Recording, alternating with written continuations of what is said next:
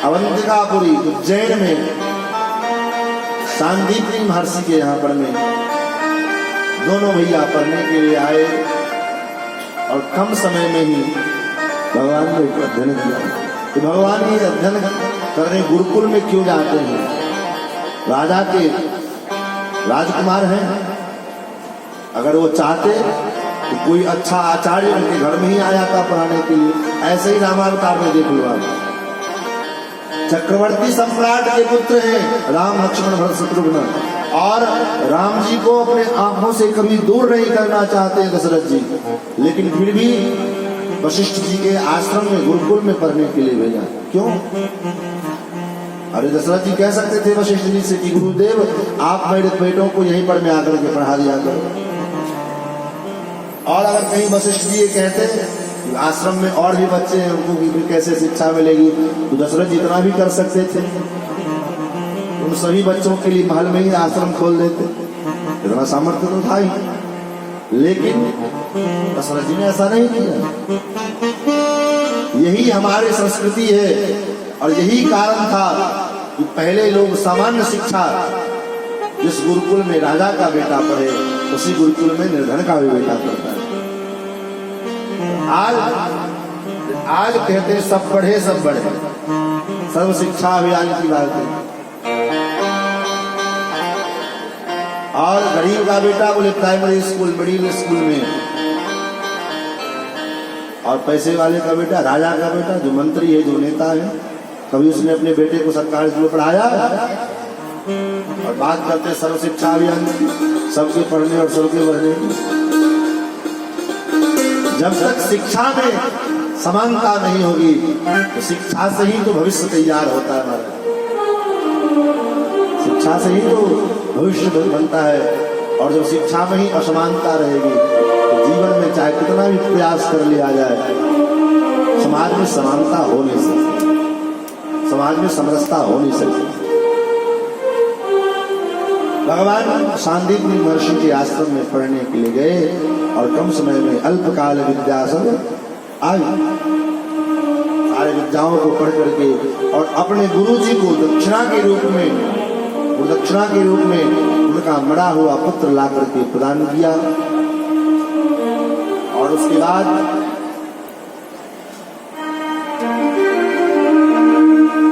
महाराज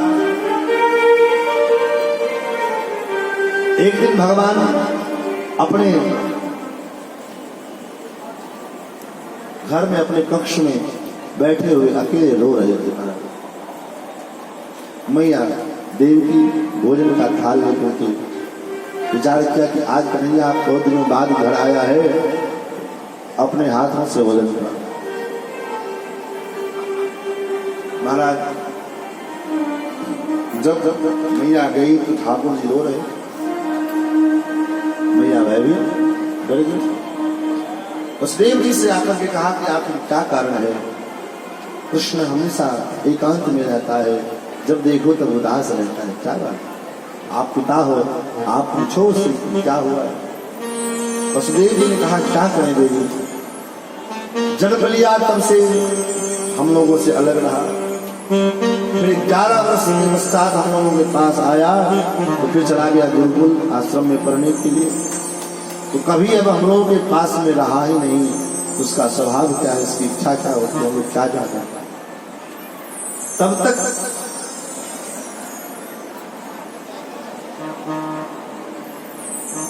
कहीं से घूमते घूमते उद्धव जी महाराज आ रहे। उद्धव जी कौन है?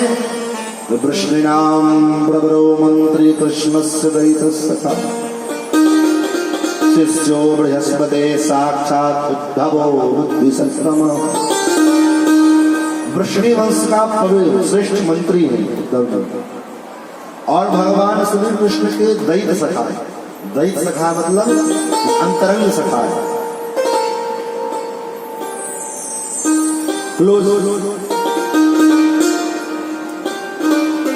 और सख्य संबंध कई प्रकार के होते हैं, पितृ संबंध, भाट संबंध, अनेक प्रकार के सख्य संबंध, दास संबंध, भगवान से संबंध के अनेक उपाय हैं। लेकिन जितने संबंध हैं उन सभी संबंधों में सबसे श्रेष्ठ संबंध क्या है?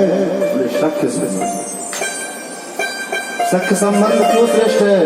बोले इसलिए श्रेष्ठ है कि सखा संबंध में, सख्य संबंध में व्यक्ति गुप्त से गुप्त, रहस्य से रहस्यमय बात भी एक दूसरे से शेयर कर देता है। माँ कितनी भी प्रिय हो, लेकिन माँ के साथ सब बातें शेयर नहीं की जाती, पिता के सब बातें नहीं बताई जाती। पत्नी से कितना भी क्यों ना प्रेम करे, लेकिन बहुत ऐसी बातें होती है जो पत्नी से भी नहीं बताई जाती। लेकिन अच्छे से अच्छे और बुरे से बुरे सब बात जो है, व्यक्ति अगर सच्चा मित्र है तो उस मित्र से खुल करके बात करता है, शेयर करता है। महाराज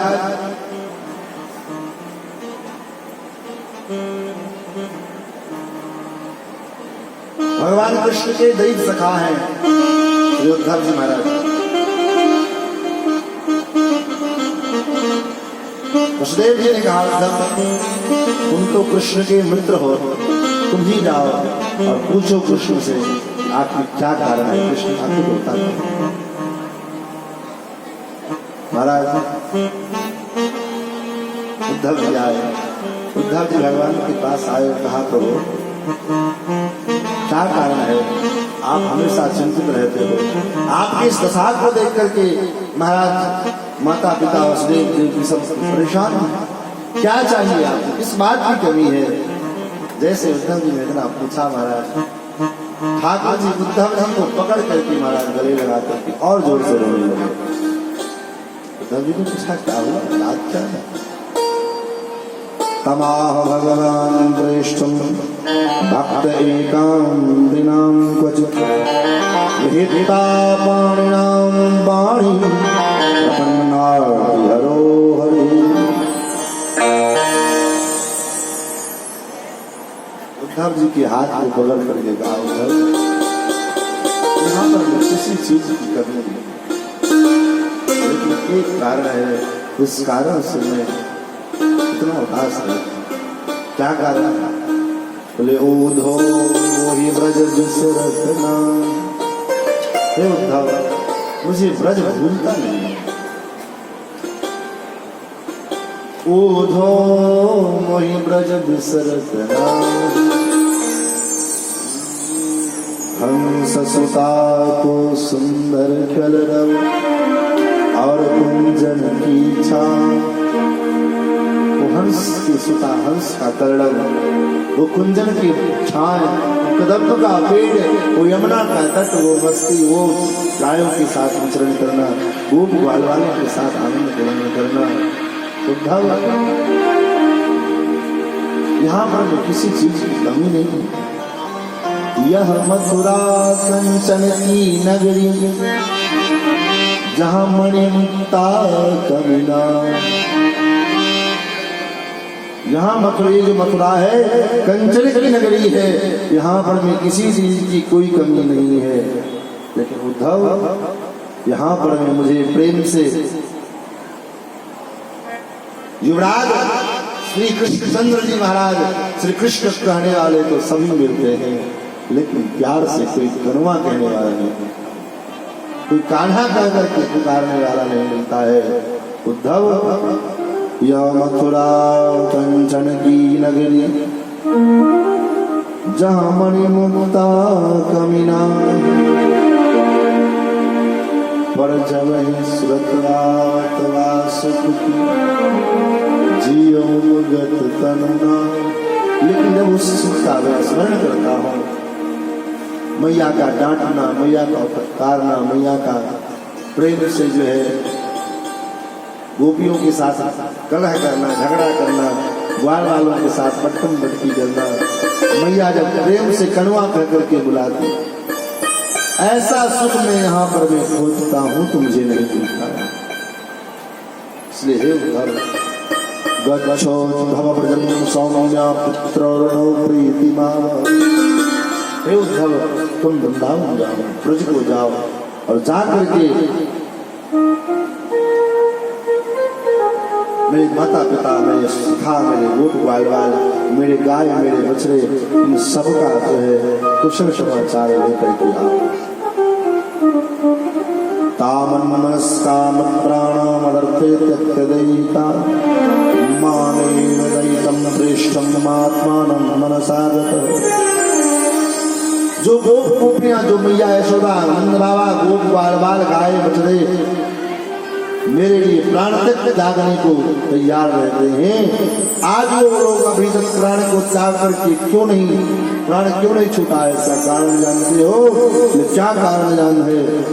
प्रत्यागमन संदेह से वल्लभ्यो में पदापिता।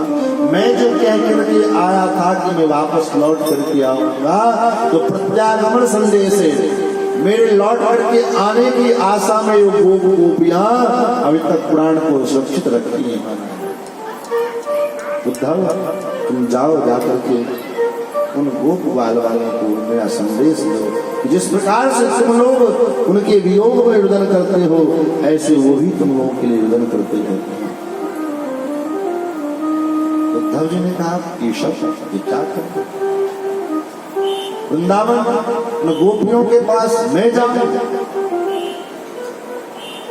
के करूंगा क्या? अरे उन गवार गोपियों को मैं क्या समझाऊंगा? मैं साक्षात बृहस्पति का शिष्य, अदात लक्षणा भक्ति का और ब्रह्म का निरूपण करने वाला, मैं उन गवार गोपियों को क्या सिखाऊंगा? लेकिन जब भगवान ने कहा, उद्धव जी ने कहा, ठीक है, तो आप कहते हो तो कोई बात नहीं, मैं जाता हूं तो हूं, लेकिन जाऊंगा और आपका संदेश लेकर के तुरंत लौट के चला आऊंगा। भगवान ने कहा, एक बार तो जा तो कहते। और जब उद्धव जी चले, वृंदावन आए, और वृंदावन में जब आए तो वृंदावन की स्थिति क्या है? जब श्री ठाकुर जी गए हैं, तब से सबड़े ग्वाल वाल मथुरा जाने वाले इस मार्ग पर जाकर के बैठ जाते हैं। इस मार्ग से जो रास्ता मथुरा के ले जाते हैं, और सुबह से लेकर के सायंकाल तक प्रतीक्षा करते हैं कि आज कृष्ण आएगा, आज कन्हैया आएगा, आज कन्हैया आएगा। और जो सायंकाल हो जाती है, नहीं आते हैं, तो निराश होकर के मैया के पास जाते हैं और कहते हैं, मैया कन्हैया आज भी नहीं आया। और रात्रि भर सोते नहीं महाराज, रात्रि भर समय काटते हैं, विधाता से प्रार्थना करते हैं कि हे विधाता, कभी ये रात्रि समाप्त हो, सवेरा होगा, फिर जो है मैं कल मथुरा जाने वाले मार्ग पर बैठूंगा, हो सकता है कल कन्हैया आएगा, कल कन्हैया आएगा। इस प्रकार सब गोप ग्वाल वाल सवेरे से लेकर शाम तक प्रतिदिन प्रतीक्षा की। आज भी प्रतीक्षा कर रहे थे, तब तक कृष्ण के रथ की ध्वजा दिखाई पड़ी, सब आनंदित हुए, लगता है कन्हैया आ गए। महाराज दौड़ पड़े, श्रीदामा ने कहा, मैं नहीं जाऊंगा। सखाओं ने कहा, क्यों? मैं उससे नाराज हो गया, कट्टी हो गया, परसों से कह के गया था, इतने दिन के बाद आ रहा है, मैं उससे बात नहीं करता। जब तक वो मेरे पास में आएगा नहीं, मुझसे क्षमा याचना नहीं करेगा, और फिर मुझसे कभी न जाने का वादा करेगा, तब मैं उससे बात करूंगा। सब बाल वाले का तुमको जो करना है सो करो, मैं तो जा रहा हूं। जब सब चले महाराज, तो श्रीदामा से भी भीड़ आ गया। श्रीदामा ने कहा, रूठ भले बाद में जाएंगे, लेकिन पहले इस बीड़ा से युक्त, इस हृदय में जो आग जली हुई है, आग से धनक रहा है विरहाग्नि से, पहले उस विरहाग्नि को कन्हैया को गले लगा करके शांत पहले कर लो, उसके बाद रूठ जाऊंगा महाराज। लेकिन जब रथ नजदीक आया, सब लोग रथ के पास जाकर के ठहरे गए। वो ठहर गए, सब विचार कर रहे हैं कि कन्हैया अब तक होता तो रथ से कूद गया होता, लेकिन क्या बात है, क्या हुआ? तब तक रथ में से उद्धव जी झांक करके बाहर, मैं कृष्ण का मित्र हूं, आप लोगों को कृष्ण को बड़ी याद आती है, इसलिए आप लोगों का संदेश लेने के लिए, आप लोगों का हाल चाल जानने के लिए मुझे मिल जाए। मुझे मैया का घर, यशोदा जी का घर जाना है। सखा लोग तो पहले मन ही मन में बड़ा दुखी हुए, द्वारे कन्हैया बरसों की कह करके गया था, बरसों बाद स्वयं तो आया नहीं, बरसों बाद याद भी आई तो स्वयं नहीं आया, सखा को भेज दिया। खाए उद्धव जब से कृष्ण गए हैं तब से मैया के घर का कोई पता पूछता नहीं। क्यों, क्या बात? सामने जो नदी के किनारे दिख रहे हो, सामने से जो जल बह रहा है दिखाई दे रहा नाला, ये हाँ ये कोई नदी का नाला नहीं है, ये कोई घर के उपयोग किए हुए पानी के नल का नाला नहीं है। ये क्या है? हजारों हजारों गोपियां, ग्वाल बाल बछड़े, बाबा नंद बाबा, मैया यशोदा कन्हैया के वियोग में जो दिन रात रोते रहते हैं, उसी के नेत्रों से निकले हुए आंखों के आंसू के ये नाले देख करके उद्धव जी को आश्चर्य हो गया। उद्धव जी जैसे मतलब वृंदावन की भूमि पर में शरण रखे, एक झटका सा लगा और वृंदावन के उस रज के कण कण से कृष्ण कृष्ण कृष्ण कृष्ण प्रेम की ध्वनि सुनाई। महाराज मैया ग्वाल वालों ने कहा, मैया के महल में जाना तो जरा जोर से बोलना, क्योंकि जब से कन्हैया गए हैं तब से ठाकुर मैया सदा ऊंचा सुनते।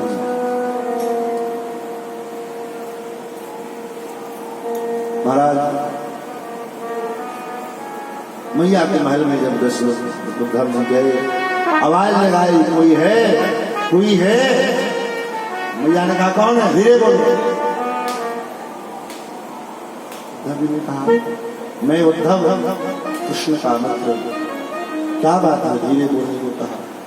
बोले इतना जोर से चिल्लाते हो, मेरा कन्हैया जग जाएगा तो, उठ जाएगा तो। उद्धव ने कहा मैया आपका कन्हैया जग जाएगा, कन्हैया तो यहाँ है नहीं। मैया ने कहा नहीं नहीं, मेरा कन्हैया तो मुझे छोड़कर कहीं जाता ही नहीं। उद्धव जी ने कहा मैया तो आप अपने कन्हैया का जरा दर्शन कराओगे? बोले हाँ, अभी वही पलना में सुना करके आई हूँ, चलो पलना के पास। और जैसे पलना के पास मैया उद्धव जी को लेकर जाती, मैया मूर्छित होकर गिरी।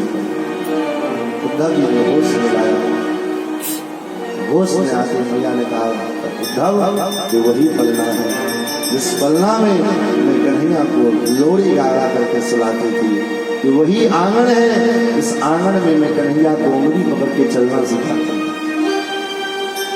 वही आंगन है जिस आंगन में कन्हैया अपने छोटे छोटे पैरों से, अपने पैरों में बंधे हुए रुंझुन रुंझुन करते हुए घुंघरुओं से इस पूरे आंगन को आनंद करके रहते।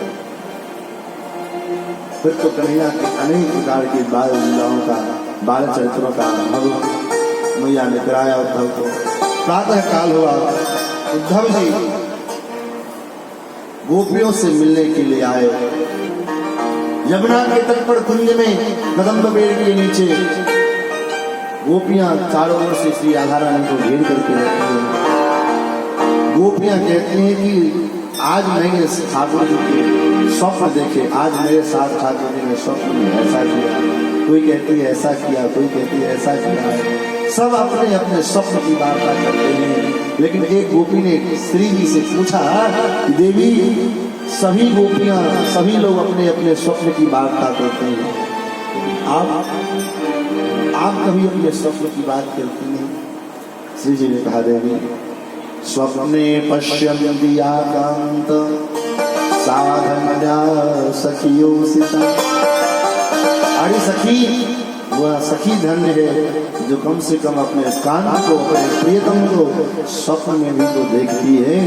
मेरी क्या दशा है? कि हमारी दशा तो ये है, अस्माकं तु गते कांते गता निद्रा विवेरिणी। जब से श्याम सुंदर श्री कृष्ण हम लोगों को छोड़ करके गए हैं, तब से वैरणी निद्रा भी मुझे छोड़ करके चली गई। अब नींद आवे तब तो सोऊं, और जब सोऊं तब तो स्वप्न देखूं, जब स्वप्न देखूं तब तो कुछ कहूं।